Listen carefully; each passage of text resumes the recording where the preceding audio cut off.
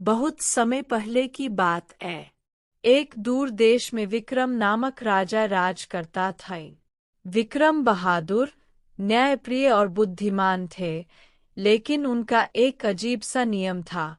उनके राजमहल में हर कोई आराम से आ सकता था, परंतु एक खास कमरा ऐसा था जहां प्रवेश करने पर सख्त मनाही थी। इस कमरे को रहस्यमय कक्ष कहा जाता था, और उसमें क्या था, यह सिर्फ राजा विक्रम ही जानते थे।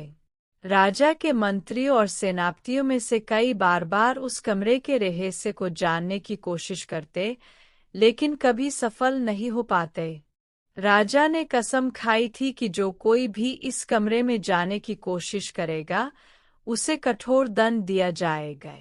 इससे लोगों में और भी उत्सुकता बढ़ गई।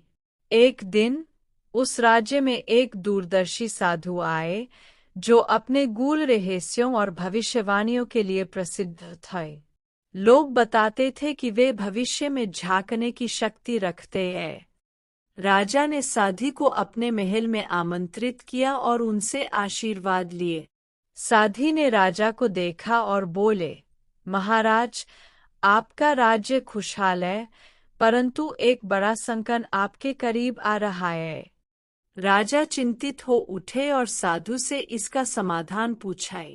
साधु ने कुछ क्षणों तक ध्यान किया और बोले, आपके राज्य की खुशहाली का रहस्य एक ऐसी चीज में छिपा है जिसे आपने लंबे समय से छिपा कर रखा है।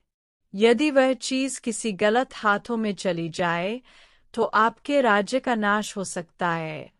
राजा समझ गए कि साधु रहस्यमय कक्ष की बात कर रहे थे।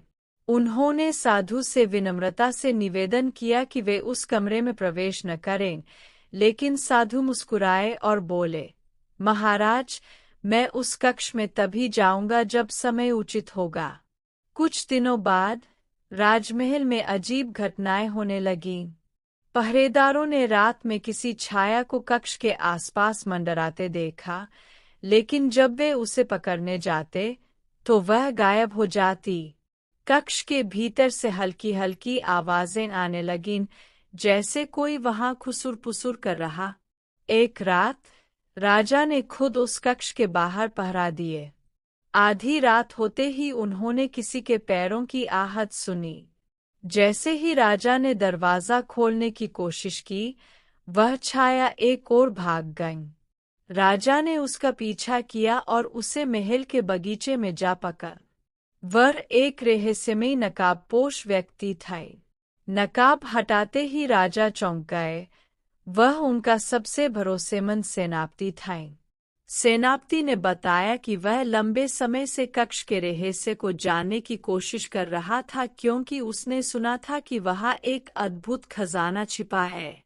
राजा ने क्रोधित होकर कहा, वह खजाना नहीं, बल्कि एक श्राप है जो राज्य की सुरक्षा करता है। अगर किसी ने उसे छू लिया तो पूरे राज्य को तबाही का सामना करना पड़ेगा। सेनापति राजा से माफी मांगने लगा, लेकिन तब तक बहुत देर हो चुकी थी। अचानक आसमान में बादल गरजने लगे और कक्ष के अंदर से एक भयावह आवाज आई। कक्ष का दरवाजा अपने आप खुल गया और उससे एक भयंकर धुआं बाहर निकला। वह धुआं धीरे धीरे पूरे राज्य में फैलने लगा और लोग डर से कांपने लगे। तभी साधु प्रकट हुए और बोले, यह श्राप है जो अब मुक्त हो चुका है। इसे रोकने का एक ही उपाय है। जो भी इस श्राप को मुक्त करने का दोषी है, उसे अपने प्राणों की आहुति देनी होगी। सेनापति ने गलती का एहसास करते हुए अपनी जान देकर राज्य को बचाए। धीरे धीरे धुआं शांत हुआ और राज्य में फिर से शांति लौट आई। इस घटना के बाद राजा विक्रम ने उस कक्ष को हमेशा के लिए बंद करवा दिया और साधु को सम्मान के साथ विदा किए।